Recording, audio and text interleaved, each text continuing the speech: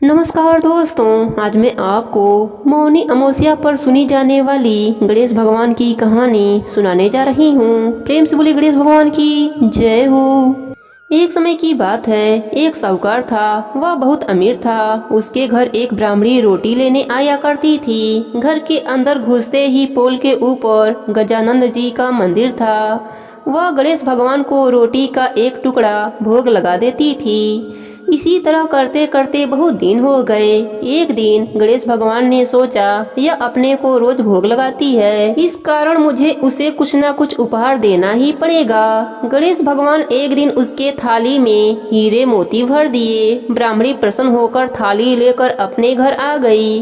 अगले दिन साहूकार के घर रोटी लेने नहीं गई। साहूकार ने ब्राह्मणी को बुलावा भेजा कि बाई जी रोटी लेने के लिए क्यों नहीं आई।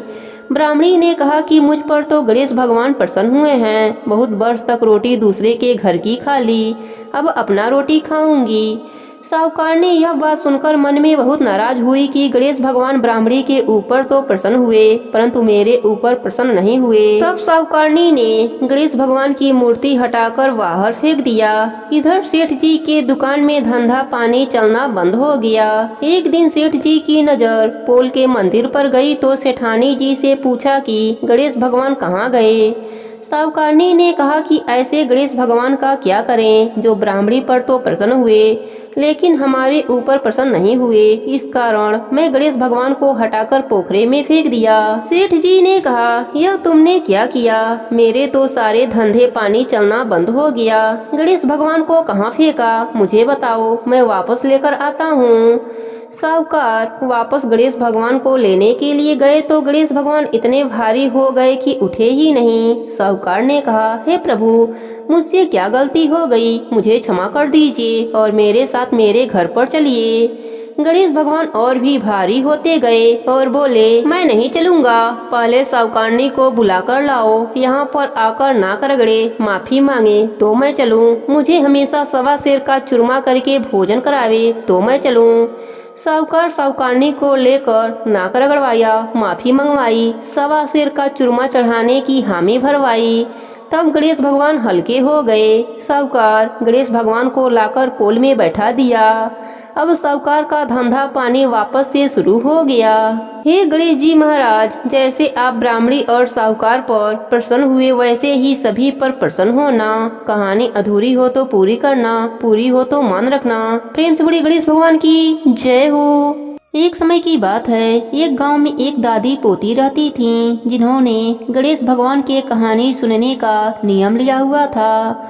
वह एक कलश में जल भरकर और फूल रखकर कहानी कहा करती थीं और गणेश भगवान के नाम का अर्थ दिया करती थीं। एक दिन पोती का विवाह हो गया। जब वह ससुराल जाने लगी तब दादी ने उसे सिर्फ एक कलश में जल भर कर दिया और कहा, गणेश भगवान के कहानी का नेम कभी मत छोड़ना। पोती विदा होकर ससुराल के लिए चल दी और चलते चलते सोचती रही कि ससुराल में सब पूछेंगे कि बहू क्या क्या लाई हो तो मैं क्या दिखाऊंगी। गणेश भगवान ने सोचा कि यह लड़की बहुत परेशान है, मुझे इसके संकट को मिटाना चाहिए। रास्ते में पोती ने गणेश भगवान की कहानी कहकर अर्घ दिया। जैसे ही उसने अर्घ दिया, वहाँ हीरे मोतियों का कुंड भर गया।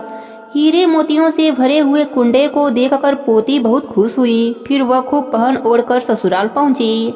वहां उसके ससुर जी ने उसके सास से कहा, हमारी बहू तो बहुत बड़े घर की है, बहुत धन लेकर आई है। तुम ऐसा करो, पड़ोसन के यहाँ से मूंग चावल लाकर बहू के लिए भोजन बनाओ। जब उसकी सास मूंग चावल बनाने लगी तो बहू ने कहा, माँ जी, आप यह मूंग की दाल और चावल मेरे कलश के जल से बनाओ। सास ने अपने बहू की बात को मानकर कलश के जल से चावल और दाल बनाई। तभी चमत्कार हुआ, उनकी पूरी रसोई अनाज और तरह तरह के पकवान से भर गए। यह देखकर सास बहुत खुश हुई। उसने अपने बहू से कहा, बहू आओ भोजन कर लो। तब बहू ने कहा, अभी घर में किसी ने भोजन नहीं किया तो मैं भोजन कैसे कर लूं? और मेरे गणेश भगवान की कहानी कहने का नेम है। सास ने कहा, बहू मैं भी कहानी सुनूंगी।